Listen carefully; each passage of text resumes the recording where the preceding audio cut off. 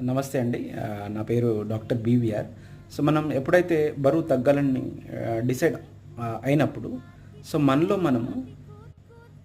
మనము self guilt అనేది create చేసుకోవాలి.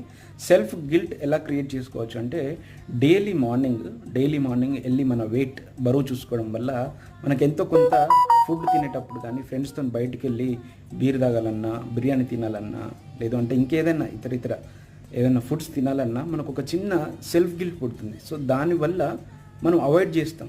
సో డైలీ అరే ఇవాళ నేను ఇంత వెయిట్ ఉన్నానే, సో నా టార్గెట్ ఇది, నేను వెయిట్ తగ్గాలి కదా అని చెప్పేసి మనం ఒక్క నిమిషం అక్కడ ఉండి హోల్డ్ చేసి ఆలోచిస్తాము.